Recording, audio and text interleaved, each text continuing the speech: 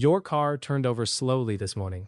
Not the strong, confident crank it made when it was new, a slow, grinding reluctance, like it was thinking about it. You turned the key again and it started, barely, and you told yourself it was fine. It was cold, it was early. It will be fine. It will not be fine. In 3 weeks, maybe 6, you were going to walk out to your car in a car park somewhere inconvenient, turn the key, and hear a click. One click, or nothing. And you were going to stand there in the heat of an Australian summer with a dead car and a phone call to make that is going to cost you somewhere between $200 for a jumpstart and roadside call-out, and $2,000 by the time you add up the new battery, the tow, the time off work, and whatever the auto electrician finds when he starts poking around at why the battery failed in the first place. My name is Hiroshi Tanaka. I was born in Nagoya. My father was an auto electrician. His father ran a small workshop outside the city that serviced farm vehicles and industrial machinery for 40 years. Between the three of us, we have kept batteries running in conditions most Australians would consider impossible. 40 degrees in summer, mountain cold in winter, vehicles sitting unused for months at a time. I have not replaced the battery in my own car in 11 years. The battery in my father's workshop truck is 14 years old. It starts first time every morning. I'm going to tell you exactly what we do, what it costs, where you get it, and then I'm going to tell you the part that should make you quietly furious, which is that every auto parts store, every dealership service center, and every auto electrician in this country has known about this for 30 years. And not one of them is going to mention it to you unprompted, because the thing that keeps a battery alive for a decade costs $8 and removes you permanently from their replacement cycle. Stay with me. By the end of this, you will know how to restore a battery that is already struggling and maintain it so that it lasts a decade instead of 3 years. For $8 this summer.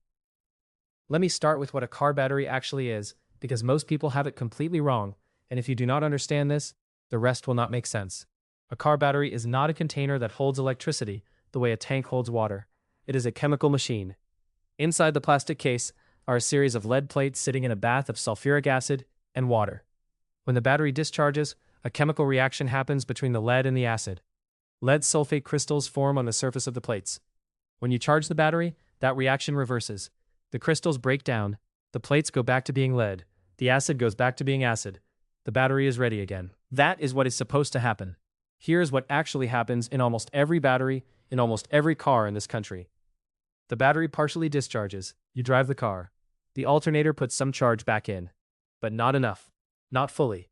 The lead sulfate crystals that formed during the discharge do not fully dissolve. A small amount stays on the plates. You drive the car again tomorrow. A little more sulfate forms. A little dissolves. A little stays. Over months and years, the crystals build up on the plates. They harden. They calcify. They become a coating that the charging reaction can no longer reach. The plates underneath are still good. The acid is still good. The battery case is still good. But the surface of the plates is slowly being buried under a layer of dead crystal. The battery loses capacity. It struggles in the cold. It struggles under load. It turns the engine slowly on a hot morning, and eventually it stops turning the engine at all. Every auto electrician knows exactly what it is. The question is what they tell you to do about it. What they tell you is to replace the battery. What my grandfather told me is different. He told me that a sulfated battery is not a dead battery. It is a sleeping battery. And there is an $8 way to wake it up. The product is Epsom salt, magnesium sulfate. You can buy it at any pharmacy, any supermarket, any hardware store in Australia. It sits next to the pain relief or the garden supplies, depending on where you shop. A 500-gram bag costs between $5 and $8. It will last you 10 years of battery maintenance. Here's what it does and why it works. When you add a small amount of Epsom salt dissolved in distilled water to the cells of a flooded lead-acid battery, the magnesium ions change the chemistry of the electrolyte slightly. They help break down the hardened lead sulfate crystals on the plates. They make the electrolyte more conductive. They give the charging reaction something to work with that it has been missing. The battery starts to respond to charging the way it used to. Capacity comes back. Cold cranking power comes back. The battery that was turning your engine like it was tired starts turning it the way it did 3 years ago. I know what you're thinking. You're thinking that sounds too simple. That if it worked, everyone would know about it.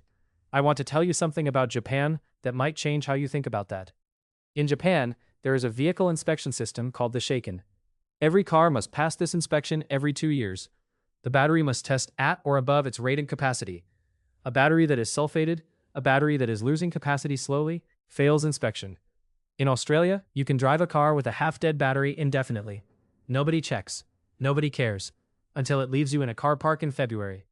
Because of the shaken, Japanese mechanics developed an obsession with battery maintenance that simply does not exist here. Not because the mechanics are more clever, because the system forced them to keep batteries alive where their customers could not legally drive. Over generations, that necessity became knowledge, and the knowledge became habit. My father maintained batteries the way your grandfather maintained his lawn. It was simply what you did. I moved to Australia 17 years ago. I was an auto electrician for 8 of them before I started my own workshop. In those first years, I was genuinely confused by what I saw. Batteries replaced at 3 years, batteries replaced at 4 years, batteries sent to landfill with years of useful life still in them, because nobody had ever done anything to maintain them. Customers told by dealerships that a battery was at the end of its life based on a 20-second test. A new battery sold for $300, the old one thrown in a bin. I started doing what I had always done. I started maintaining the batteries that came into my workshop, instead of replacing them. I charged them slowly. I added Epsom salt solution to the cells. I cleaned the terminals. I sent customers home with instructions. I started getting calls from people 6 months later, 12 months later, 2 years later, telling me the battery I had maintained was still going strong. I also started getting considerably less battery replacement business, which tells you everything you need to know about why nobody told you this. Let me tell you exactly what to do. First, you need to know what kind of battery your car has. This matters. Open the bonnet and look at the battery.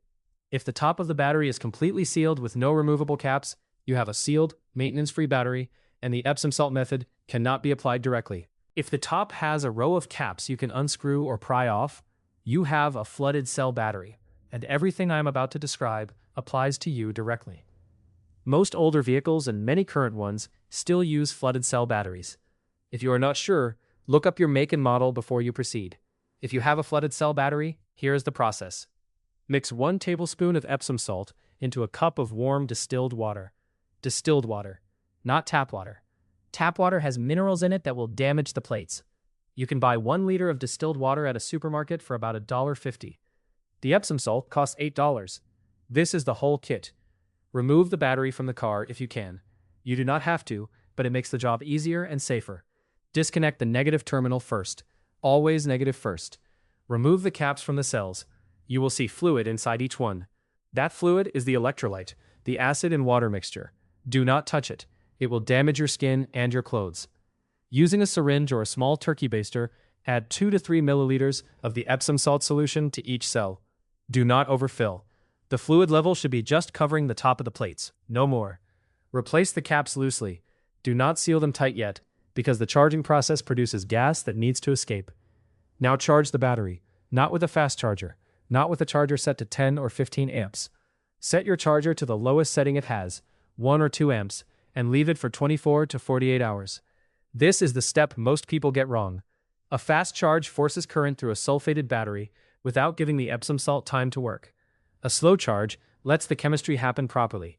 The crystals dissolve gradually. The plates come back to life gradually. At the end of the slow charge, you have a battery that has been through a process my grandfather would have recognized immediately. And your dealership has no financial interest in ever performing on your behalf. Once the battery is charged, tighten the caps, reinstall it, and test it. If you have a battery tester, test it under load. If you do not, start the car and let it run for 20 minutes. Turn on the headlights and the air conditioning, and watch if the battery voltage holds. Most people will notice the difference immediately. The engine cranks faster. The electrics feel more responsive. The battery feels alive again, because it is. Now I want to talk about the other half of battery maintenance that costs nothing but attention, the terminals. Look at the terminals on your battery right now. The positive and negative posts where the cables clamp on. If you see a white or blue powdery crust on them, that is terminal corrosion. It is one of the most common and most ignored causes of battery problems in Australia. Corroded terminals do 2 things. They increase resistance in the circuit.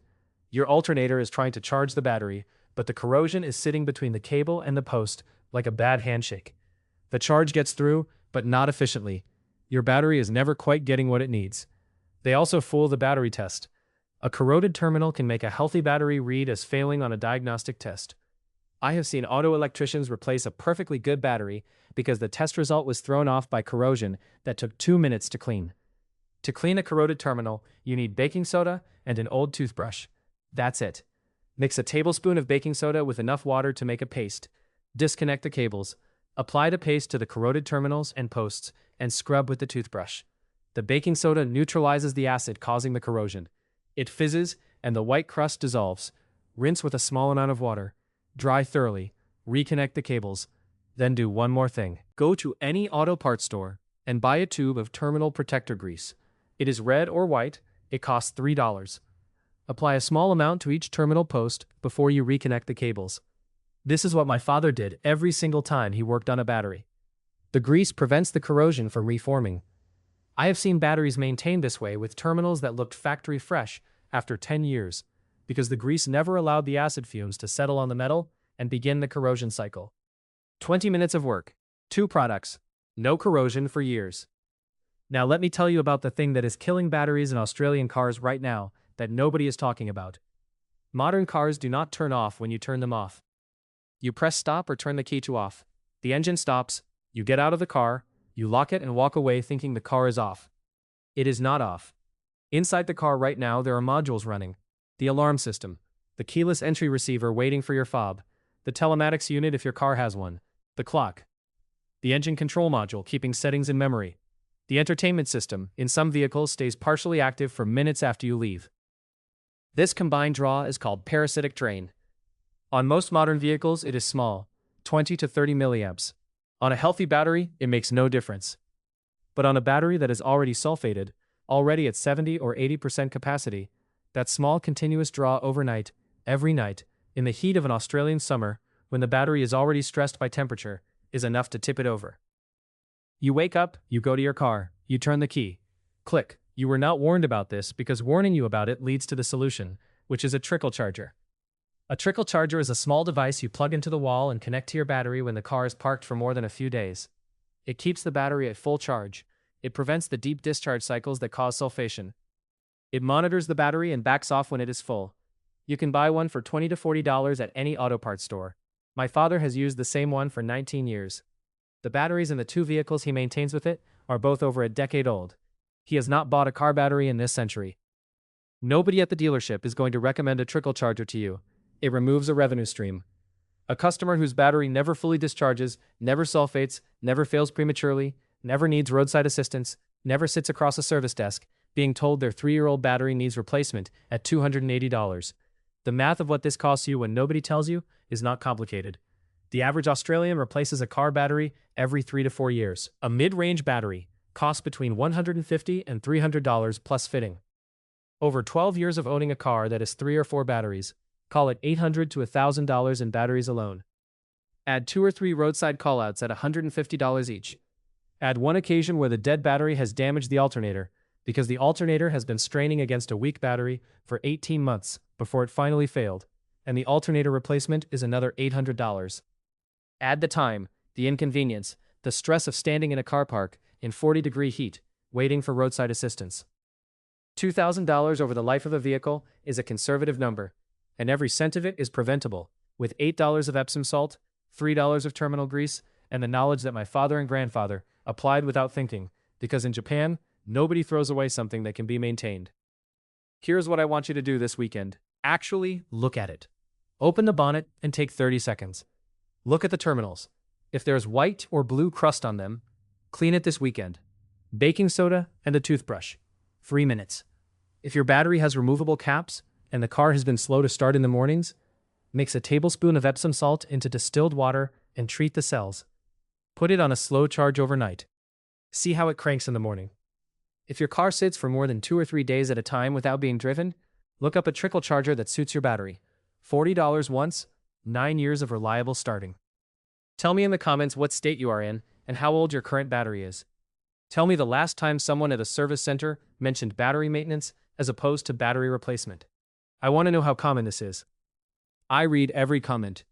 Next time, I'm going to show you what my father did to extend the life of brake pads to almost double what the manufacturer rates them for, using a method that takes 4 minutes and costs nothing, that every Japanese mechanic knows, and that no brake parts retailer in this country has any interest in you ever finding out about.